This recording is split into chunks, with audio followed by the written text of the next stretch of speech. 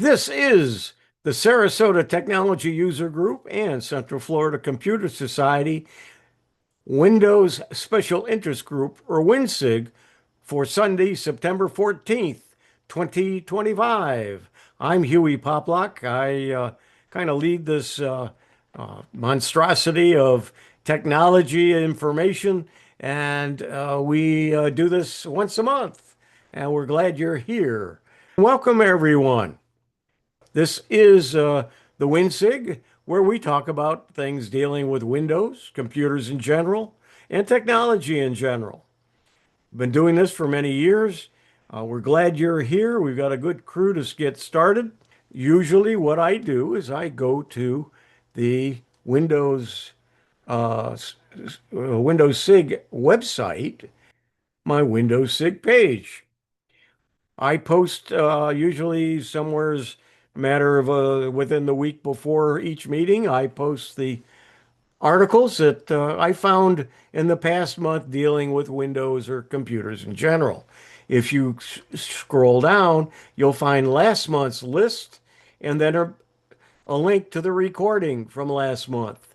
And if you go down to July, you'll see all of the things that we covered and the link to the video for July's meeting.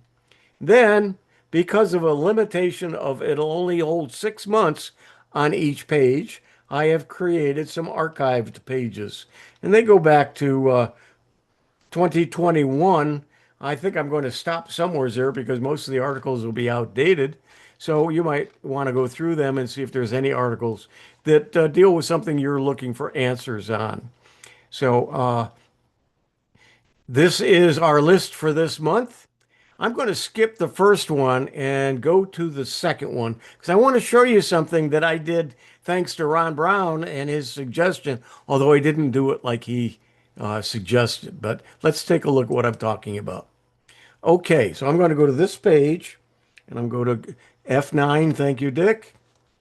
And we'll close this. And this is Windows 11 25H2 update hits the last stop before release to the general public. It's going to be released in the next probably month, an update, and it tells a little bit about it. So what I did was just to see how it would do it, I went to Copilot and then I said, give me a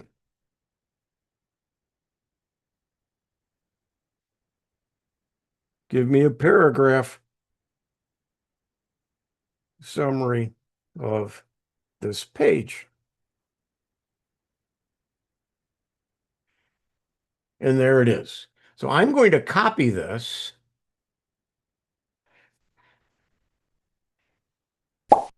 and I'm going to go to a different website. I am going to go, let me just bring this down a little bit here. I am going to go to 11 Labs, where it's text to speech. We'll full screen this. And this is something I was playing with before, so we're going to change it. There's the paragraph that we just copied from there. Now, I pre-recorded or sent to 11 Labs my voice from a recording, and it now has me as one of their voices.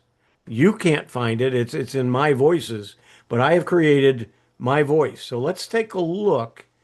Now let's see, we're going to generate the speech first, and then it should start. Microsoft's Windows 1125 H2 update has reached its final pre-release stage, now available to release preview channel users ahead of its general rollout later this year. This update, part of the annual feature refresh cycle, focuses on stability and minor enhancements rather than sweeping changes. It includes performance improvements, bug fixes, and refinements to existing features like Copilot integration and system settings. Enterprise customers will also benefit from extended servicing options. While not a dramatic overhaul, 25H2 sets the stage for more substantial updates expected in 2026. No ahs or ums. Amazing. And A little faster than yours, though, and a little Yeah, higher but yeah, pitch too. yeah, but there's a speed Yeah. here and a similarity. I can put that up and I can exaggerate it more so I can make some changes to it. I just did this last night just to play with it. And so if I'm losing my voice or I have a problem or it's a long thing, I can use this and it still sounds like me, it just not exactly, but I can make it more so. Just one of the things I've been playing with to make you aware that this can be done and how easy it is. So the point being is that uh, you got to be careful when you listen or watch something. It may not be that person, it may be a recording of them. So, so anyway, here is the article. And so there's some things coming up, and they don't go into too much detail in this article. So we'll close that, and we're going to come back here to the latest knowledge base or KB file. And this was from September 9th. Today's the 14th, 5 days ago. And there was a new build, and I clicked update my Windows, and this is what it imported. It talks about what's the latest update for Windows 11, and it gives you all of the highlights to it and what it did, input, and it fixed some things. And so you can go through this file. It for every one of the updates, there is a KB file or knowledge base file associated with that update.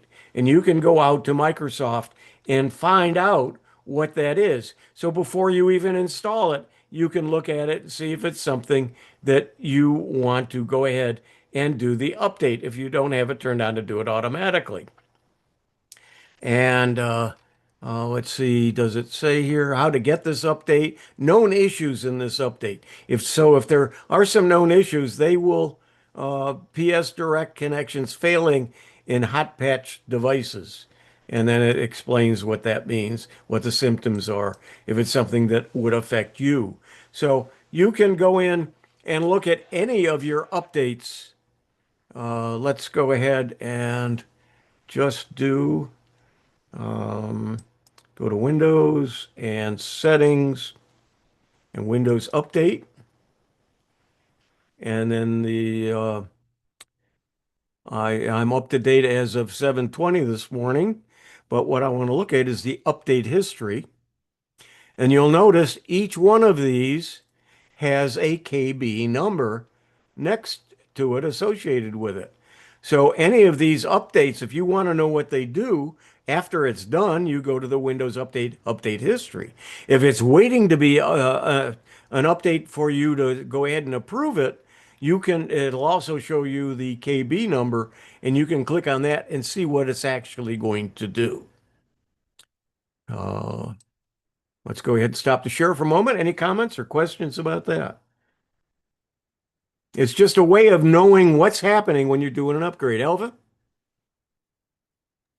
Well, my comment was about 11 labs, so I don't know if you're ready for that, but Oh, I, go I ahead. just I just wanted to say that Detlef is on here, and I learned from Detlef about voice banking for people using 11 Labs or other similar AIs for people who might have a diagnosis of something like ALS or esophageal cancer, or in his niece's case, she has been diagnosed with supranuclear palsy, and she's going to lose her voice. And so by banking her voice while it's still strong, AI will then help her speak with that voice, I guess, text to speech or Detlef, feel free to jump in here and correct anything I said, but I'd never heard of voice banking.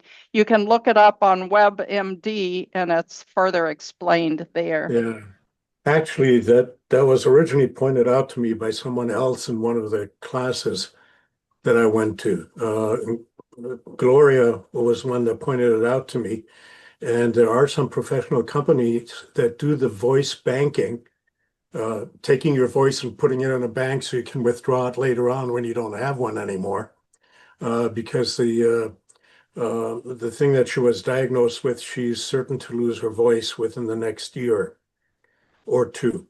And that's why, Ron, on your show a couple of weeks ago, I had asked um, eh, Bill what he had done with his voice substitution, because he had started using that a couple of months ago.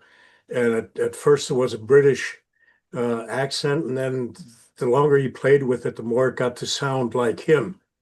And Huey started this thing yesterday, and it sounds like him already. I mean, this is a fantastic thing for my niece. Yeah, Bill Yeah, did his absolutely. when Bill did his, he did it using his own voice, and he used a software program called NVIDIA, which I think 11 Labs probably it does a better job, but NVIDIA is takes your own voice and it will make a voice model of it, and it such as Huey did. Great idea, Huey. I thought that was Yeah, very good. yeah, and 11 Labs is not expensive. It's like about $5 a month for the lowest uh, rung, and that's the one I signed up for, and it still gives me quite a bit of abilities for each month.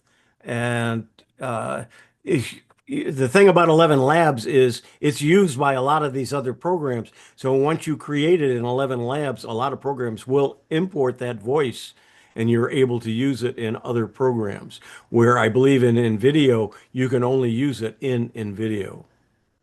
Huey, it's important to mention that you really need to give some serious thought about this before doing it. I mean, there are enormous security problems and implications with this. So if you are planning on doing this, I think 11 Labs is a reputable company, but there are lots and lots of websites and companies out there that are doing this, and some probably are pretty sketchy. And you have to really be careful because once they have your voice print is out there and and someone can, I mean, there's all sorts of nefarious things that can happen, right? Yeah, but worse than that, Ron, is it got my 11 Labs used a recording that I did for one of my videos. So anybody who's got a video or their voice on a video in on YouTube, that somebody can take it and stick it into 11 Labs or one of the other ones and create a voice with it. Yeah, I guess, yeah. So it's not something you can really control. That's the issue. So you got to be careful when you hear someone talking that it might be them. JJ, you have your hand up. Yeah, I was just talking about 11 Labs. I've been using 11 Labs for well over a year now, and I really enjoyed it. But I know you just started talking about a month or so about Google's Nano Banana. And here Hmm. again, I'm using that, and they have a text to voice feature, which is actually at times surpassed 11 Labs because you can use more than one person. I know the 11 Labs just recently did an update here again, so allows you to use more than two voices at a time. Yeah. So things are changing again. Like I said earlier, if you're not at least getting started with AI, you're missing out on an awful lot. Uh, JJ, anything else? Okay. Bob G. Yeah, with voice cloning, there are now warnings out for security purposes. Banks that are using voice recognition as part of their security, they've been warned that they better stop using it or make it mandatory that you also use something else besides just voice recognition because it's no longer secure. They've gotten that good at cloning voices.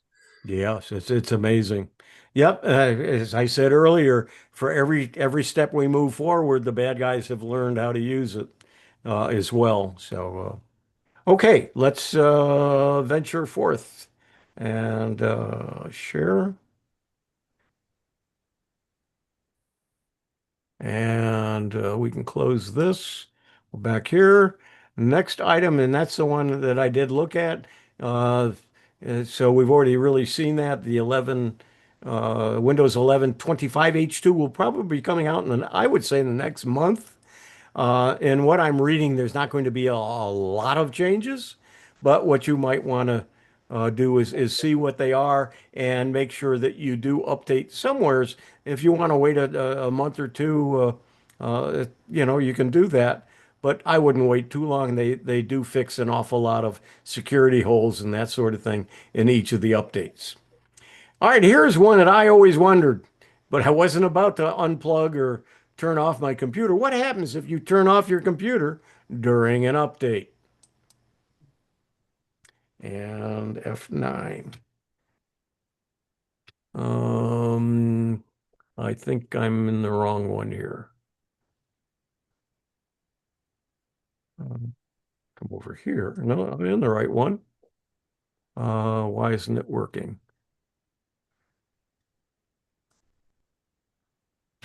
There we go. Okay, what happens if you turn off your computer during an update? This was done just the last couple of weeks. Updating a computer is among the most important aspects of PC maintenance. They help to improve performance, fix bugs, and strengthen protection against security threats. However, installing the updates can be stressful because they often take a long time. When the loading screen freezes, it's hard to tell if anything is actually happening. This can lead to various scenarios which updates can be interrupted.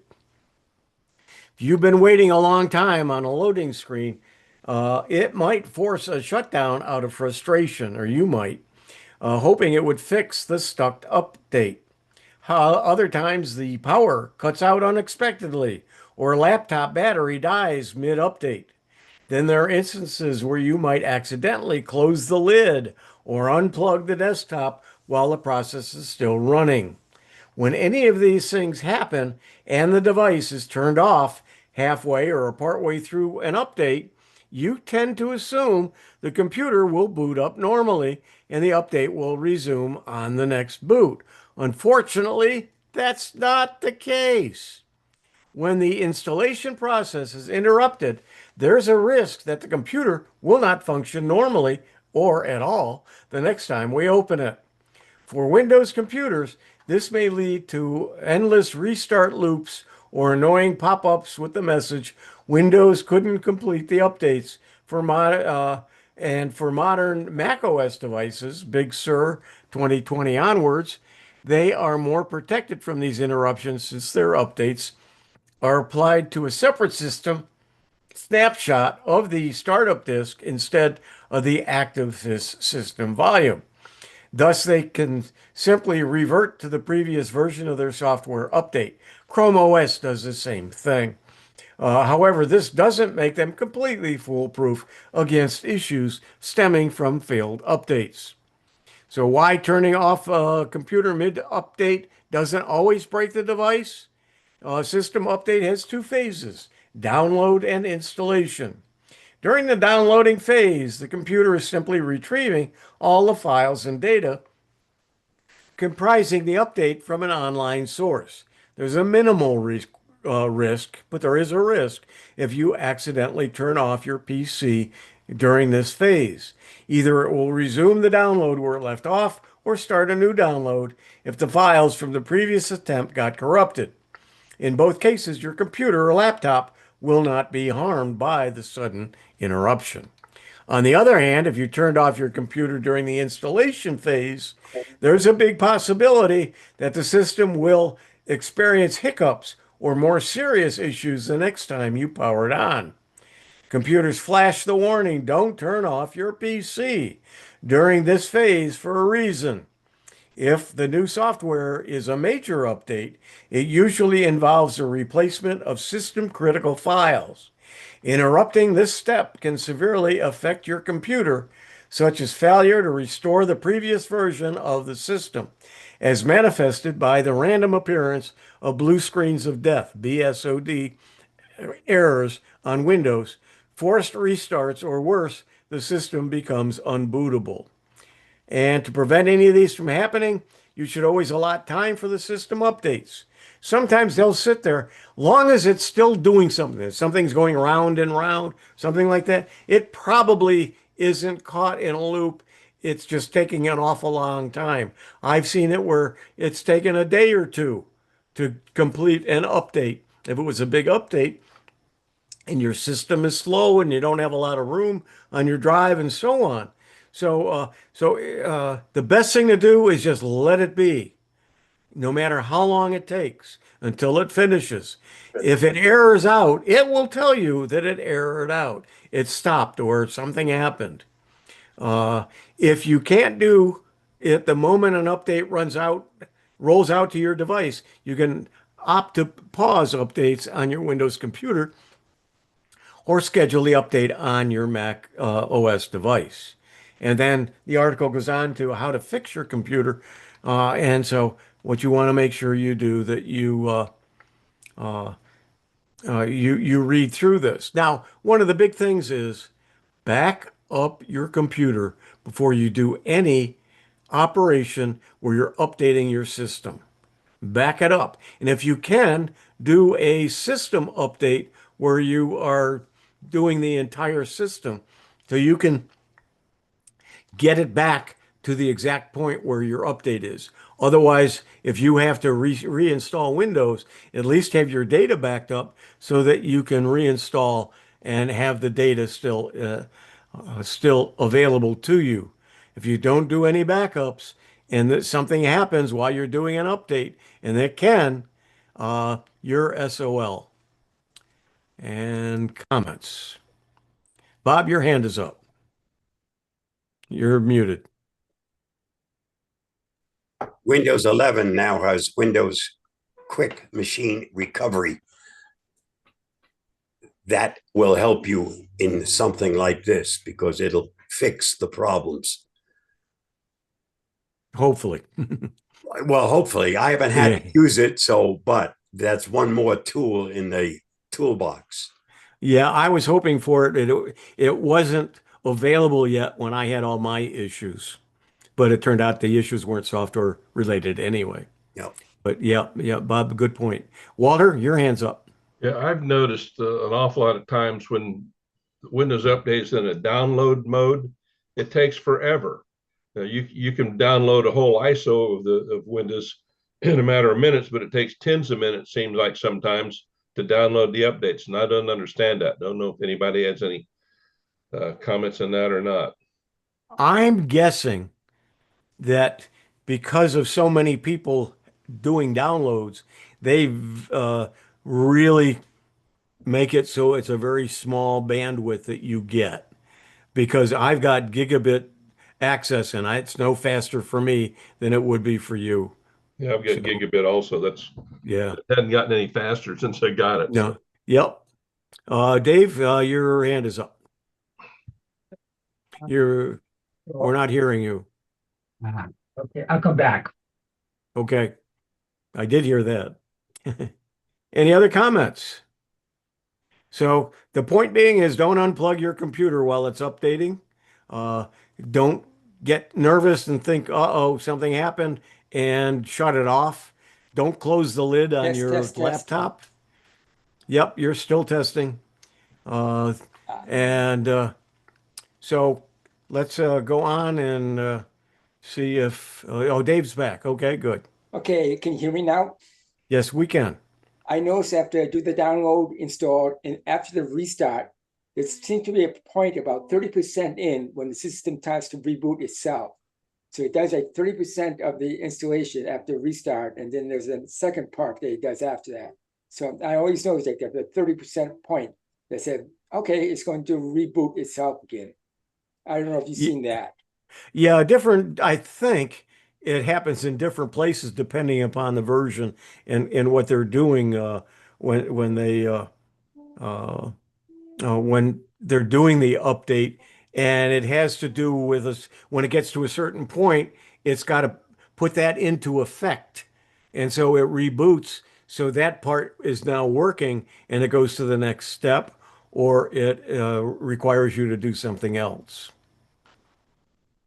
Okay, let's go back and share again. Do.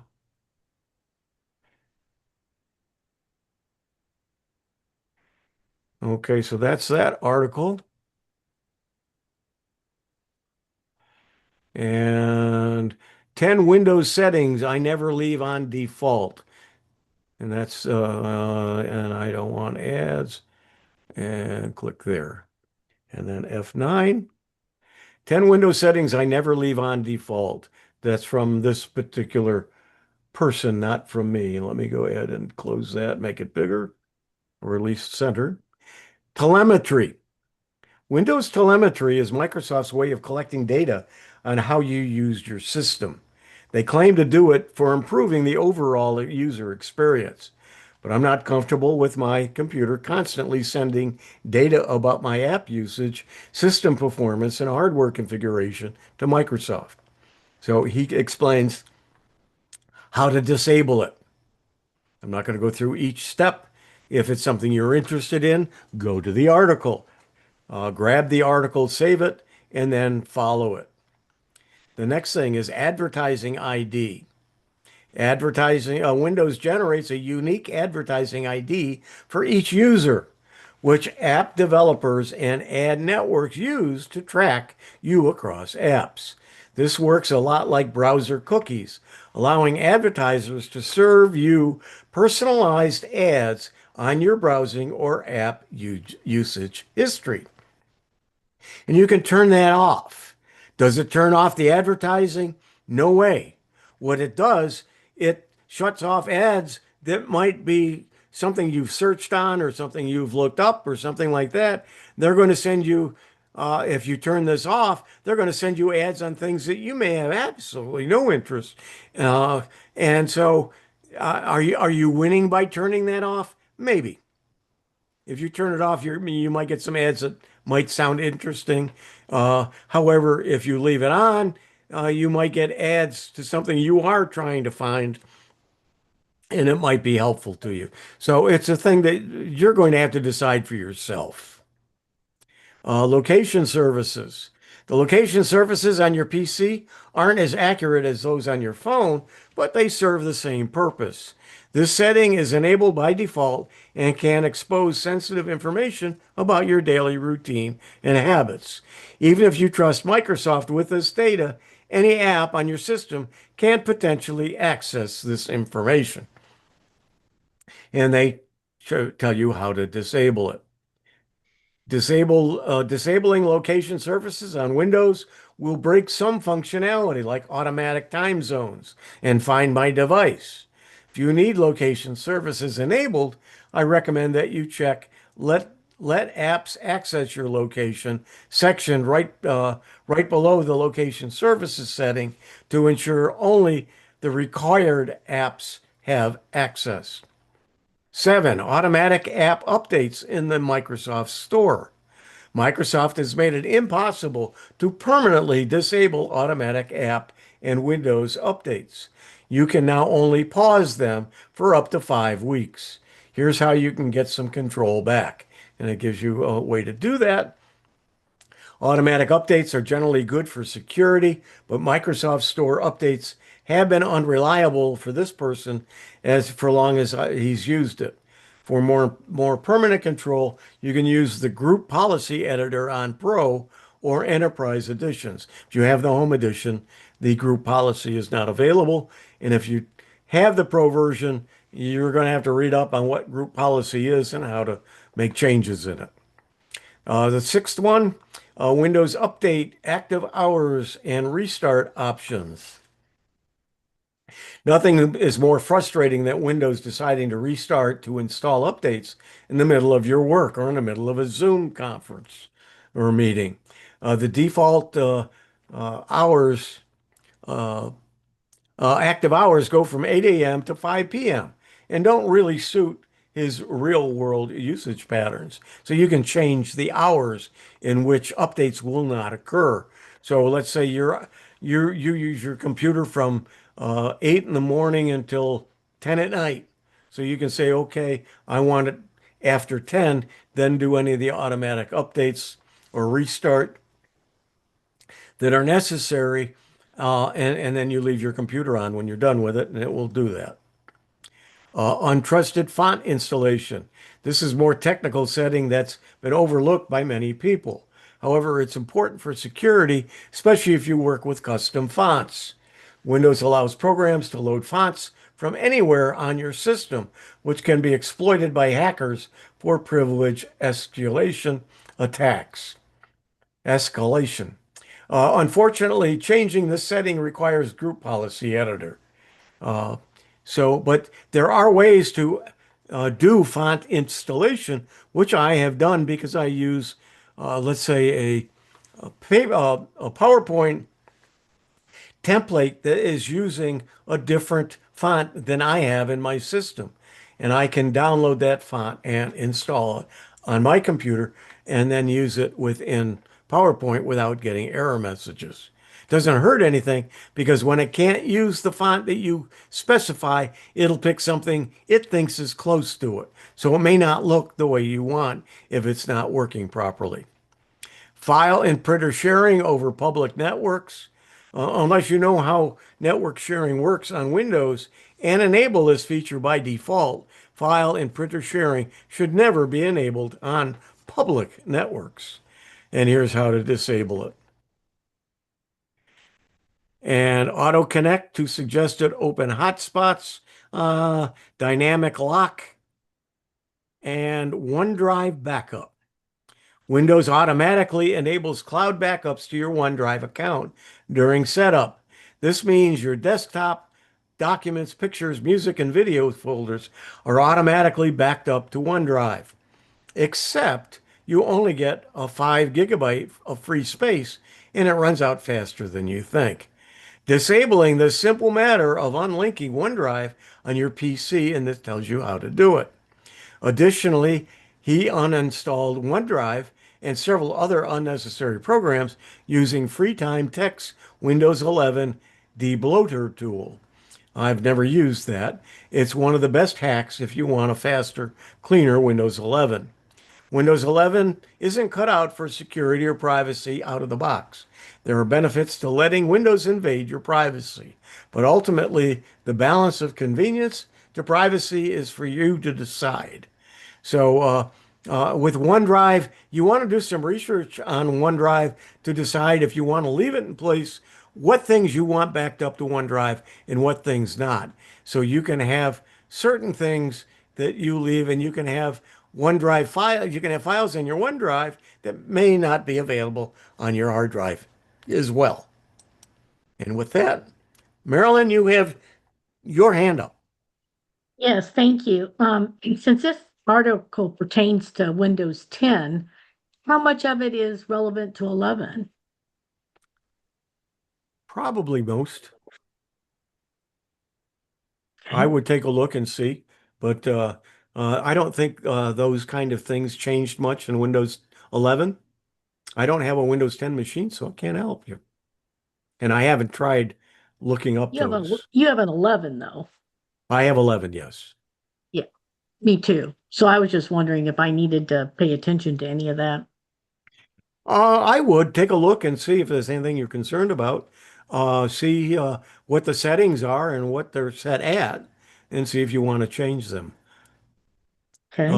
Mike, your hand is up. Yeah, I was just going to say I've done a couple of Windows 11 completely fresh installations on a, even either wiping the drive of the computer I was working on or helping a friend set up a brand new computer that comes with Windows 11 installed. And so OneDrive by default is the location of my documents, photos, music, downloads, etc.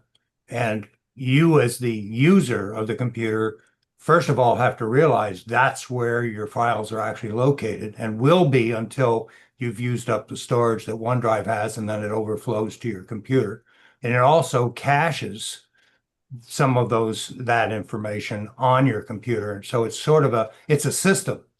It's not so much a backup as it is a cloud and local storage system working together using the operating system to manage where the actual file is located, and then it becomes seamless. And if you actually want to look in the file manager and go down and look at where your files are, initially you're going to find that the most recent files are on OneDrive. And then you may find some, especially if you used up your storage space and you've got terabytes of information on your main storage drives. So it's up to you to configure it, and if you can't figure out exactly how to configure it, let AI help you. actually talk to AI just as if we're talking here right now and just say, hey, I've got a bunch of files and the majority are on OneDrive and some of them are on my drive, and I want to figure out how to put them all on my drive. And AI will tell you, even Copilot, since it's a And Microsoft. you can specify certain OneDrive drives not to be a backup of things that are on your hard drive, and you can tell your hard drive certain folders not to back it up on OneDrive. Let's see if I don't know that I can show that or not, but let's go ahead and share my screen and go ahead and open up my, let's see here. Uh, Let me make this full screen so you don't see too much of the other things and get confused. But you can see over here, let's see. Well, if you just go to, like, if you go to documents and right click and say properties, take a look and see if the property shows where they're stored. Go down to properties and then location should show up. Location at the, Yeah, that's on C, Hewie. so that one you actually have local. Yep. And let me But go by ahead. default on a brand new setup, it's going to tell you that it's on OneDrive. Now where it says Hewie Personal, that's my OneDrive. Okay. So here's everything on my OneDrive. And what I've done on OneDrive is I have for somebody. So if I'm going to share some files, I actually put them out on my OneDrive, and that folder is not on my hard drive. It's only on OneDrive, and then I can Try properties on one of those folders. okay. Let's see what drew here. So I've got a whole bunch here, Yeah, and so then right let's click go and ahead some and properties, yeah. yeah. Uh, Oh, it doesn't there show. it is. Yep. Yeah, CC Yeah, users. see, that's on OneDrive. Yeah, Yeah. it's on OneDrive. Yep. And it's only on OneDrive. So these are not, this folder is not on my hard drive. And you can see it's got a little cloud here. If it's been shared, let's see if I can find one here. If it's shared, you're going to see a person, and that means it's shared with somebody. And then if it's on both, let's see, Google Drive, Huey's Meds, I don't want to click that. I'm looking for something I know is on both drives. AI stuff. So here's what this says it's in the cloud. And go to properties. And it is on OneDrive. But I believe that may be a folder also on my hard drive. So I'm backing it up. So there are different ways in which you can change these. So this one's, let's just take a particular file and say this one, and then go to OneDrive. You can copy a link, you can manage access, view online, summarize, create an FAQ, or ask a question, or you can share it with somebody. Let's see if there's something else here. You can also select keep it on this drive. That means you keep it locally and on the cloud. Yeah. Keep on this device. Yep. Correct. That will make it both. Okay. So what we're saying here then, let me go ahead and just close And if this you out. select that instead of the cloud, you'll see a check mark.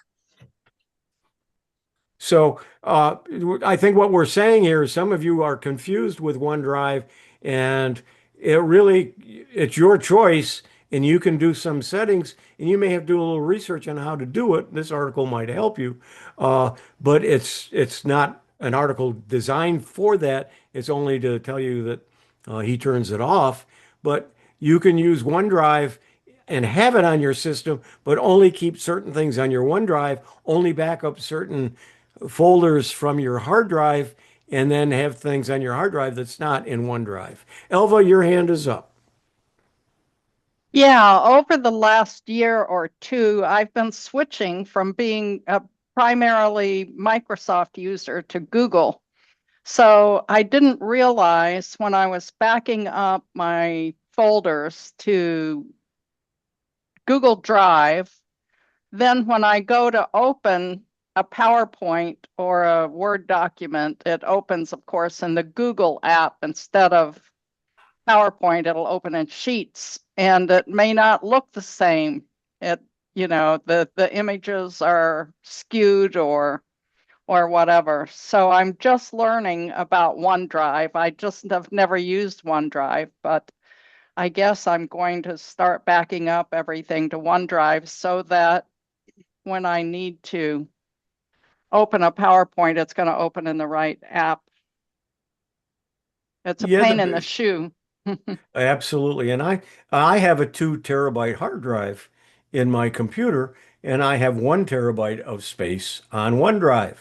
So if I start getting too much on my hard drive, which I do, uh, I'm going to run into some problems. So I may either need more space or turn off something that would be on the on OneDrive. So that's the one of the importance of being able to turn things off. Also, you only get 5 gigabytes of space on OneDrive by default. I happen to be an Office 365, well, they call it Microsoft 365 now. Me too. And so I get a terabyte for each account. So I've got the one account. So I've got 1 terabyte of storage on OneDrive. But you've got to watch how full that is as well. Yeah.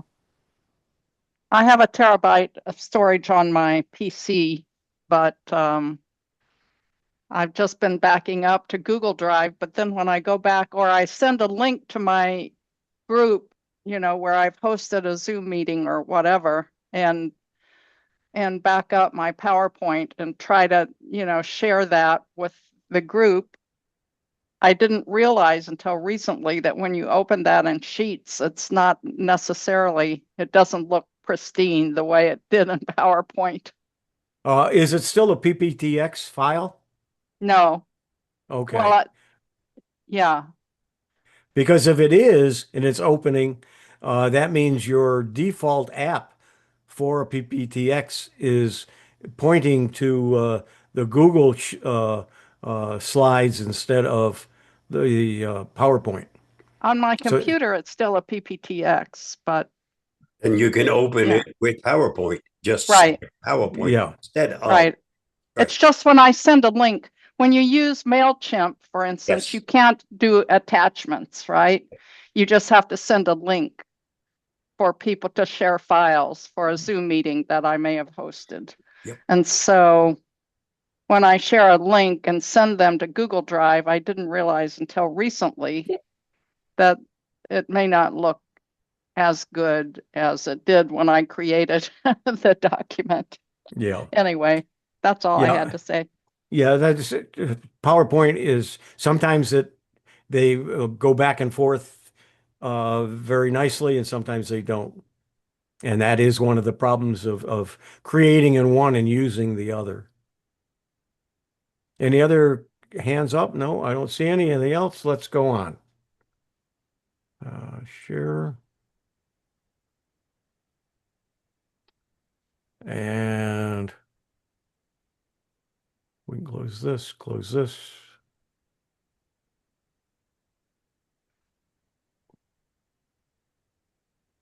There's been a lot of speak about this article. F9. Thank you, Dick. Microsoft Windows 11 not to blame for recent SSD issues. You can read some articles saying that some Windows users reported that some serious issues with SSDs in their PCs following the August Patch Tuesday update. Well, if you had that problem, you're probably not on here. And while these problems were generally attributed to that update, Microsoft now says it's not to blame. So the blame game again. But who knows? But I did not have that problem, thankfully. Uh, I did the update back in August. I've done the September update, so not had any issues. So hopefully you did not have any issues. Comments, questions? I'll just I, make a quick comment. It's the discussion is still going on. Various YouTube content creators have been talking about it. Yes, it's solved. No, it's not solved. Yes, it was caused by a faulty design in the controller. No, it was not caused by a faulty design in the controller. They're back and forth. And of course, from a legal standpoint, Microsoft does not want to even admit the possibility that it was poor quality control on their part with their update, because then there's thousands of dollars or millions of dollars in potential class action suits against them. So the real key from my standpoint is, what are you using your computer for? Are you thinking perhaps of upgrading to a larger SSD? Always make sure that you're getting the latest version of the SSD. If you're ordering from Best Buy or from Amazon, you want to find out when that was actually manufactured and it's not been in stock for a long time, so that you're getting the latest controller. And then it only shows up when large amounts of data is being processed. So somebody like you, Huey, or Ron, who are constantly rendering videos, there's an awful lot of back and forth to that SSD and processing. And it's likely to show up under those circumstances and not for people that are just running Office or browsing the internet, things along those lines. yeah, and both Ron and I have not experienced the problem. Okay, let's go ahead back to share.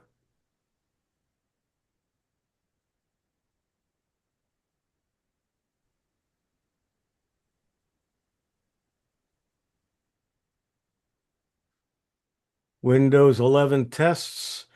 Test a new feature for resuming Android apps on your PC. If you use an Android phone, you might want to read this. This is something that's not out yet, so I like to put those up there so you see them, but I am not a fan of this is coming. Let me know when it's here and tell me about it. Um,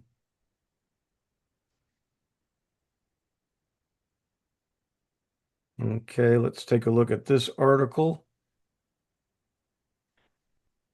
I optimize Windows search to find any PC file in a flash, and here's how. Now, I use everything, which is a program that finds things very quickly. So if you ever search for a file in Windows and come up empty or waited too long for the results, you're not alone. And so what they're talking about is how to configure your desktop search. And so if you're using this as your search, uh, there are some different things that you can change in your settings. Unfortunately, that's what, let's see what it says here. It makes perfect sense that Windows doesn't index the entire hard drive by default and also limits itself to certain file types. So it's actually indexing. And so if you had turned off the searching, the Windows search, and then turn it on, it's going to take a long time for it to index every file on your hard drive. Otherwise, indexing would consume significantly more resources. So the search would return all kinds of system files too. Then you then have a painstakingly sift through all of these results. Unfortunately, that's exactly what can happen if you carelessly activate enhanced option shown in the image above. And let's take a look at this. Okay, the steps outlined apply to Windows 11, but they differ only slightly in Windows 10. And so how it works. And so it gives you, let's see, once indexing is complete, any files or folders you add changed later will automatically and almost immediately be added to the search index. Okay, and then it goes on using File Explorer for more reliable searches.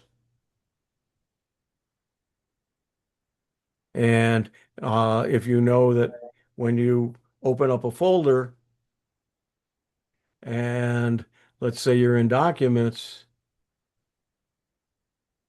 you can then search the documents for a file as well. So I put in CFCS, it's going to show me lots of files in that folder. and then you can hone it down to where you want. So that's a way a lot of you probably don't search that way in a folder. So that's one way to do it. Now I use everything. I've done a video on everything, but everything is a program that I use. Let's full screen so we don't see other stuff. But you can see that everything is here, and I can say, okay, let's say I want HCP red. Okay, I can see everything that's depending upon what it is. And I'm not going to go into, there's lots of ways in which you can hone this down, but if I click on something, I can double click it. It'll say, okay, how do you want to open it? It's a GIF file, so I am going to do that with Irfan View. And then do I want to always do it? In other words, if I click always, it will actually change the default. And maybe I auto. If I click on a GIF, it's going to always open up in Irfan View. But I'm just going to say just once, and bingo, there it is. And it's way up here in the top, and I can't see it because I have a menu there. See if I can move the menu out of the way, and there it is. If you're not seeing it, let's see, I can now grab it. No, We see it. okay, I can move it down here. Okay, so anyway, that's everything. If you're not using everything, I highly recommend it. And it's from, let's see, it's from Void Tools. So help about everything.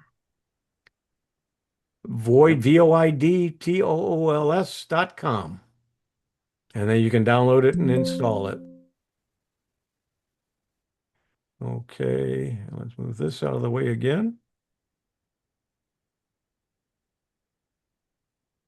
And some more privacy things to shut off for Word features you're not using but should be. I'm not going to go into that. If you use Word, take a look at that article. Let's open it. And let me go ahead and F9 it so we don't get a lot of other junk. But screenshot tool, one of the most underrated features within Microsoft Word. So you don't have to go outside of Word. You can actually do it from within Word. And it uses the screen clipping. And I use Snagit, so I'm not, it may open up Snagit on me. But anyway, you can do things with it using styles in Word and so on. I did a search with one of the AI programs on with Microsoft Publisher going away, how could I use Word to create a newsletter or to use as a newsletter? Wow, is that a lot of work? They try to make it sound that it's simple, but using Microsoft Publisher to do a newsletter and then switch to Word, it's going to be a job. So they do recommend Canva is a good program. Again, you have to learn how to use it, but you had to learn how to use Publisher at one time as well. So if you're doing a newsletter and doing it in Publisher, it goes away next year. Publisher will not work. It's not just going to not update, it's not going to work. So if you're using Publisher, you need to find an alternative. And you might want to do that now so you can learn another program while you're still using Publisher to create that newsletter that you do for your group or for your club or whatever that you use it for. And I've been avoiding using Copilot for years, but find these features actually useful. So let's take a look at that. I never been a fan of Copilot on Windows and find it irksome, but that Microsoft adds it to virtually every app possible. I mean, do we really need AI and Notepad to jot down notes? Sarcasm aside, I've been avoiding Copilot for years. In fact, I try to avoid AI entirely as it threatens my livelihood. I use it occasionally, but I haven't been impressed with Copilot features until recently when I decided to give it another try. It can do more then answer questions. So I've been avoiding Copilot for years, but I find these features actually useful, or at least useful-ish. Summarize web articles. You saw how I did that. Faster way to the point of long web articles. And you saw how I did that earlier. Click the Copilot button at the top right and select Create a Summary of this page. And it'll do it in bullets and in other ways. I wanted it as a paragraph, so I told it to do it as a paragraph. I'll compose email drafts in Outlook. Speaking of other apps, Copilot is integrated into the Outlook app, enabling you to quickly compose email drafts on various topics. For instance, if I want to write a message to a company about a product, I can use the AI feature to compose a quick draft in the body of the email. Enter the email recipient, type a subject, press tab, and hit Alt plus I to choose a prompt for that, for what I want to say in the note. Once the draft is composed, I can tweak it for my specific needs. As you know, AI-generated text can be robotic sounding with a lot of words, and Copilot isn't different. So I tweaked the generated message quite a bit. However, it gets the main points of what I want to say in a message. So in the end, it's more efficient to compose several emails throughout the day. Rewrite text in Word. Get better wording and grammar for your documents. Sure, I know how to turn off Copilot in Word. However, I started using it and found rewrite feature helpful when composing documents. I already use Grammarly. However, it's always a good idea to get a second opinion. Highlight the text you want to rewrite. Right-click and click Rewrite with Copilot button. It gives you multiple versions of rewritten text options. Click the right or left arrow to view the different versions that may better suit the document. This can be a real time saver on those days when your brain just isn't working. You're experiencing writer's block. Sometimes I have a problem. I'm trying to write something and I don't quite know how to say it. So I kind of put it in what's going in my mind and about that, and then tell it to rewrite it in Copilot, and Copilot will figure out what I was trying to think about and will put it in a very good, will word it the way I should have to begin with, or close to it, and I can go back and I can edit it. So another reason to take a look at Copilot and AI in Word, and then image search. Copilot isn't limited to voice and text. So far, I've been avoiding Copilot for years. Sometimes I have a screenshot or other image that I want to find more information about. You can upload them to get more details. Launch Copilot, click the plus icon, and choose the method to grab your image. You can upload or take a screenshot. Once uploaded, press enter or click the submit message. Copilot will scan the image and give you more details about it. For instance, I took a screenshot of NVMe SSD on our website and uploaded it. I received more information about M2 SSDs, including their care and so on. So you can, so Copilot can be useful, productive. So let's go to a web page. And oh, I don't know. Let's go to Amazon. And just go to Amazon. Okay, and you can see, all right, let's see if we can find something here. Not quite sure what this is. So I'm going to right mouse click and let's see, Copilot. I don't know if I can do it from here or not. Up on top on the right in your browser is the right here. Copilot. Yep. And Copilot makes mistakes. Okay, today. And message Copilot. Actually, it's not using the picture. Let's see if I can plus here. New, upload. And so it's a little bit more involved than I had hoped. but In your you right can, click menu, though, Right. it did have one that said Ask Copilot about this image. It doesn't now, but it did on the previous one. Can you do a right click on the image and copy it? yep, There it there's is. Copilot. There it is, right there. Um, quick response. Okay, you can do it various ways, but let's go ahead and just say, what is this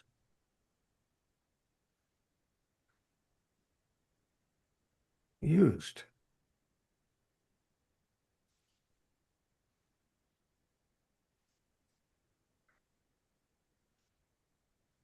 And there's all the information.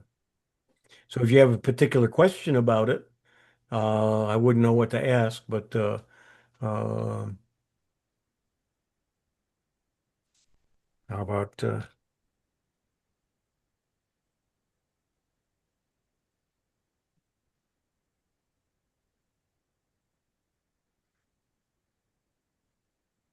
here's where you can find it used. So right there, just by you don't have to. I mean, somebody said you can copy it and paste it. You don't have to do that. So a way to use Copilot. And okay, so let's see if there's anything here that we covered this article, so we'll go there and let's stop share. And Elva, you have your hand up.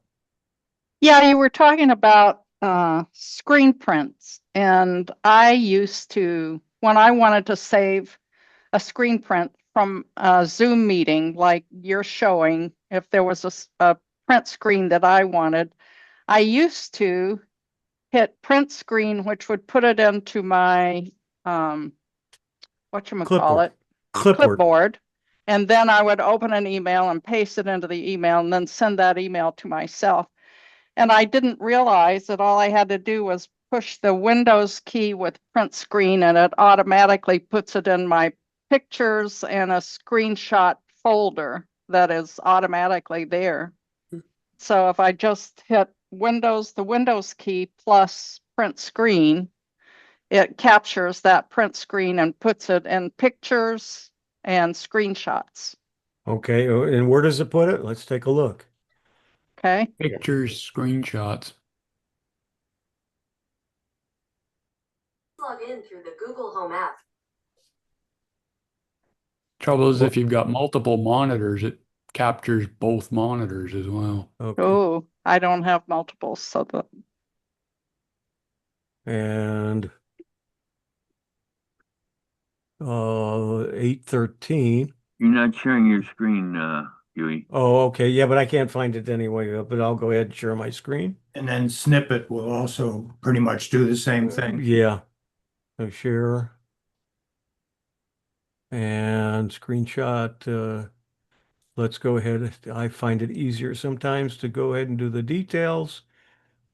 And then by date, there's 9/14, so this is it. And there it is. Yeah, I have two screens, so I see this and see this. But yeah, that's okay. so Good. it used to take me three or point, four yeah. steps, and now it just takes one step to save a because you- screenshot. And if you're like me and have two screens, you can then crop it. It'll make it bigger and cut out the other part and then use it for however you want. Or you can use Alt print screen and it'll just capture what you've got highlighted. Yeah, that happens in most, but I've got Snagit and it doesn't like that. But yeah, so you might have a problem, but the Windows print screen does work. Okay, PowerPoint isn't just for slides anymore. You know what? I didn't read this one. So let's take a look at it. We are sharing. So let's F9. How I use PowerPoint to add infographics and data visualizations to my slides. So you might want to take a look at this. I'm going to take a look at it too, because I needed to put a graphic on one of mine. So you can It tells you how to do it, and you can have something like this on the same slide. And making animations with PowerPoint. It tells you how to do it. And creating GIFs in PowerPoint. Huey, would you please remind me how to find this information again after this Zoom meeting ends? Sure. It's at hewie.net Okay, /WINSIG, or okay, if you go to hewie.net, there's a button up here. It says WINSIG. Click it. okay, And there, these are all links. It's not just a listing of the right. topics. They are links to the articles. What I Very do helpful. Yeah. all month long is I use Evernote. I use it extensively. I got 28,000 notes in my Evernote. Did you know that Evernote was just bought out by this company called, not just, I think it was 2003 or 2023, but it's called Blending Spoons. I Yeah, had never heard of Bending yeah, Spoons. Endings. Bending Spoons. They're located in Italy. Italy. I know. Yes. They bought They bought Meetup and yep. and And they just bought the program we use on Thursdays called somebody remind me. I know what you're trying to think of.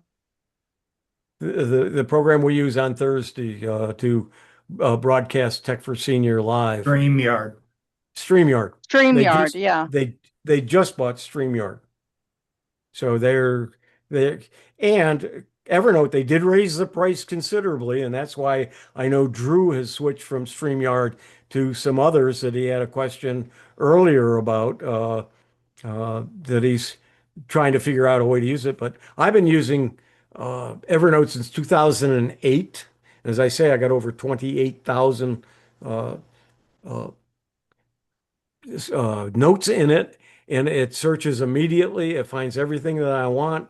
It works great. And they have done a lot of improvements and a lot of changes and updates since they bought it. At first, everyone was saying that that's the end of it, but they have been really going to town. It's expensive, and they've raised the price on it.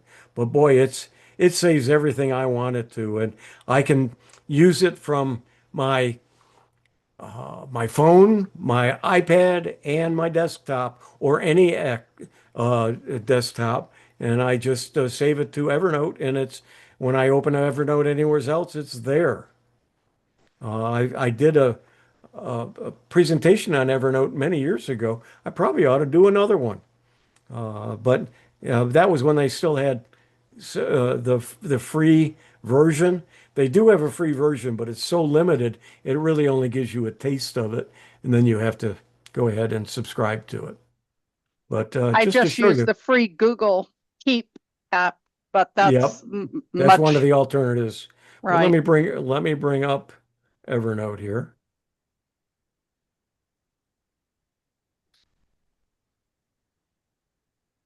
And let me go ahead and full screen it. So you can see here, let me move this out of the way. You can see I got 28,200 or the 26,272 notes.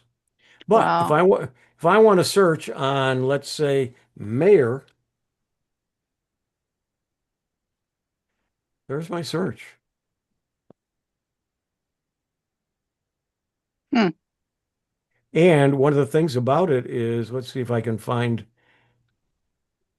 it will also find the word within Ultimate Guide.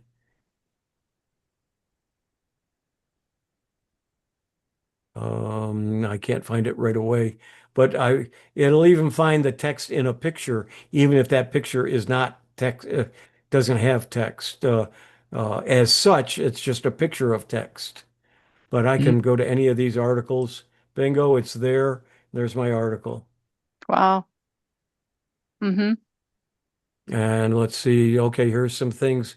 Traditional entry-level jobs. These are some articles just in the last couple of days I've captured. Uh, and a website that I want to take a look at. or ChatGPT's agent mode. And here's the article, but it also gives me a link to find the original. And there's the original article. It's that fast to use and that easy. So if you've got an article that you want to capture and put in there, how do you do it? Okay, there is let's see, let's go ahead and, well, we'll leave this so we can take a look. All right, so let's find one of these articles, which I already have in there, but, okay, we'll take this article. You'll notice, let me move this, I have a menu on my thing. You'll notice that I have a little icon up here. I have, an add-on or an extension for both Chrome and Microsoft. And so if I click that, it says, okay, I got to move this thing out of the way again. It says, do I want the article? And it highlights what it will save. Do I want a multi-select? And I can start at the beginning and start picking things that I want, and it'll then just save those.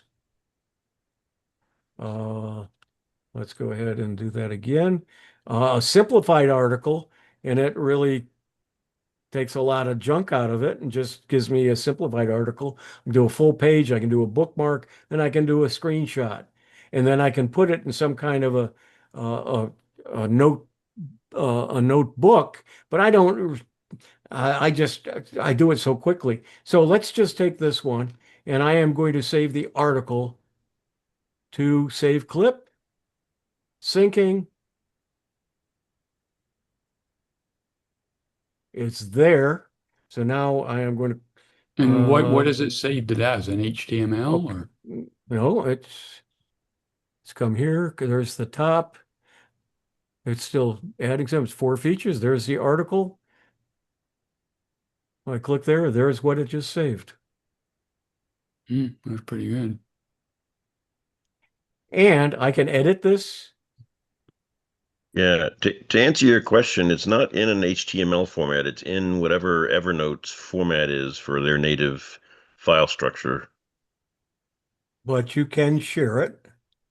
Yeah. With people that have access.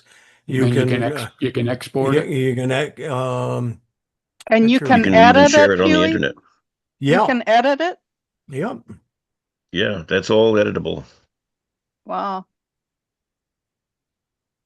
That's Yeah, handy. I don't think Google Keep can do that, can it? Mm-mm. No, it's not as sophisticated as this. No. Is I that a think they link? changed. Is that the link to the article? This is the article saved to OneNote or not OneNote, Evernote as an article. So or I can visit the source, copy the URL, edit the URL, or remove it. But if you can edit this and then pass it on to somebody else, in essence, you're passing on the article that's been edited, which is not really very kosher. Yeah, and let's see. I see now that I can't just edit. I think I have to I can insert something. Attachment, image, auto recording. Doesn't look like I can edit it easily, but I used to be able to, and there is, I think, a way to do it. So but not Hewie, save it if you don't renew the subscription, do you still have access to all of your notes? I don't recall, but I don't think so. Yeah. I think you only have access to a certain number. You'd have to do a look on that because I really don't, I'm sorry, I don't have the answer to that. Okay, we're getting to our time, so whoops. Did I stop sharing? I guess am I sharing or not? You're sharing. Yes, you are. Okay. Okay, well that menu, oh, there it is down here now. Okay, let's stop sharing. Drew, you had a comment? No, I had a boo-boo. Oh, okay. All right. We've gone through a lot of things. We didn't get through everything in the list, which is not unnormal or is not unusual. So you can go through those yourself. If there's something there you're interested in. We touch base on a lot of things. Some you may have an interest in, some may not, but at least you've been exposed to some things that you may not have known otherwise. And we do this every month between we sign on at 1:30 or at 1. We go live at 1:30 with the program and end usually about 2:45, 2:50. And don't go away though, because the CFCS main meeting will be right after this, and you're going to find it very interesting. And say this has been the Central Florida Computer Society and the Sarasota Technology User Group Windows Special Interest Group, or WINSIG, for Sunday, September 14th, 2025. I'm Hewie Poplock, and on this, we'll see you next month.